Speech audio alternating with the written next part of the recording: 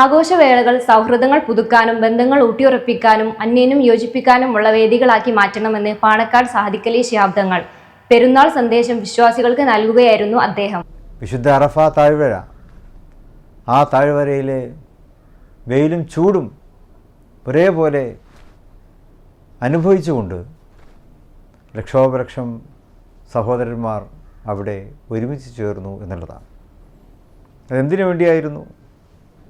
ദൈവത്തിന് മുമ്പിലുള്ള സമർപ്പണമാണ്. എല്ലാ വ്യത്യസ്തതകൾക്കും അതീതമായി ദൈവിക കൽപ്പനയ്ക്ക് മുമ്പിൽ എല്ലാവരും ഒന്നാണ് എന്ന പ്രഖ്യാപനമാണ്.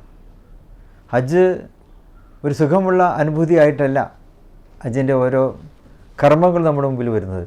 ഏത് രാജാവും ഏത് സാധാരണക്കാരനും അതൊക്കെ അനുഭവിക്കേണ്ടി വരുന്നുണ്ട്. നിന്നും നടന്നും ഓടിയും ചിലപ്പോൾ ദീർഘദൂരം സഞ്ചരിച്ചും ഒക്കെ ഹജ്ജിൻ്റെ കർമ്മങ്ങളിലേക്ക് നമുക്ക് ചെല്ലേണ്ടതുണ്ട്. വാഹന സൗകര്യങ്ങളൊക്കെ നിർബാധമുണ്ട്. പക്ഷേ പലപ്പോഴും അത് ഉപയോഗിക്കാൻ നമുക്ക് സാധിച്ചു എന്ന് വരികയില്ല.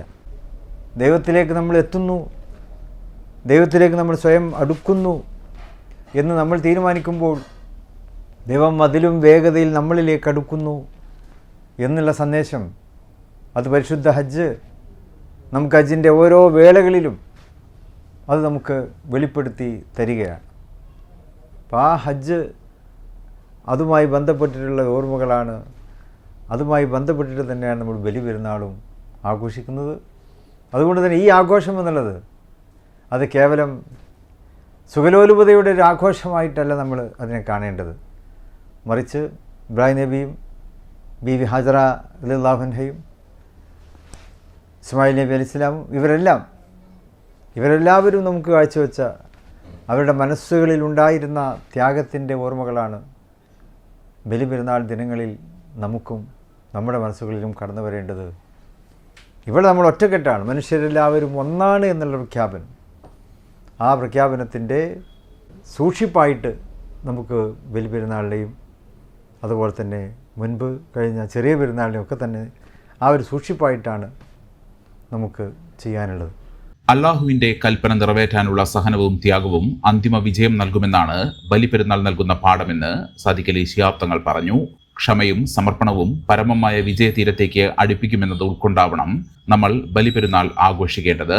ഐഹികമായ ഇച്ഛകളിൽ അഭിരമിക്കാതെ പരലോക മോക്ഷം ലക്ഷ്യം വെച്ചുള്ള ആഘോഷമായിരിക്കണം വിശ്വാസിയുടേതെന്നും അദ്ദേഹം പറഞ്ഞു. ഇത്തവണ ഹജ്ജിന് പോകാൻ കഴിയാതെ വീടുകളിൽ പെരുന്നാൾ ആഘോഷിക്കാൻ വിധിക്കപ്പെട്ടവരും പെരുന്നാളിന്റെ പൊരുളറിഞ്ഞ് മനസ്സിൽ രൂപപ്പെട്ട വിയോജിപ്പിന്റെയും വിവേചനത്തിന്റെയും മതിൽക്കെട്ടുകൾ ഇല്ലാതാക്കി അള്ളാഹുവിന്റെ പ്രീതി ലക്ഷ്യം വെച്ച് ഈ ദിനം കഴിച്ചുകൂട്ടണം. ഭിന്നിപ്പുണ്ടാക്കാനും പരസ്പരം പുറംതിരിഞ്ഞു നിൽക്കാനും കേവലമായ കാരണങ്ങൾ മാത്രം ആവശ്യമുള്ള കാലത്ത് ഇത്തരം ആഘോഷവേളകളെല്ലാം സൗഹൃദങ്ങൾ പുതുക്കാനും ബന്ധങ്ങൾ ഊട്ടിയുറപ്പിക്കാനും അന്യോന്യം യോജിപ്പുണ്ടാക്കാനുമുള്ള വേദികളാക്കി മാറ്റണമെന്നും അദ്ദേഹം പറഞ്ഞു.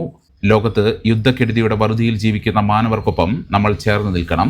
ഇന്ത്യയിലെ ഫാസിസ്റ്റ് ഭരണകൂടങ്ങൾ പല സംസ്ഥാനങ്ങളിലും മുസ്ലിങ്ങൾക്കെതിരെ കടുത്ത നിയമങ്ങൾ കൊണ്ടുവരികയാണ്. അനുഷ്ഠാനങ്ങൾക്ക് നിരോധനം പ്രഖ്യാപിക്കുകയും കായികമായ അക്രമങ്ങൾക്ക് പ്രോത്സാഹനം നൽകുകയും ചെയ്യുന്നു. പശ്ചിമ ബംഗാളിൽ നിന്നും അസമിൽ നിന്നും വരുന്ന ഇത്തരം സംഭവങ്ങൾ മനുഷ്യത്വരഹിതവും ഭരണഘടനാ വിരുദ്ധവുമാണ്. എങ്കിലും ഇത്തരം സാമൂഹിക രാഷ്ട്രീയ സാഹചര്യങ്ങളെ നാം വിവേകപൂർവ്വം കൈകാര്യം ചെയ്യണമെന്നും അദ്ദേഹം പെരുന്നാൾ സന്ദേശത്തിൽ പറഞ്ഞു.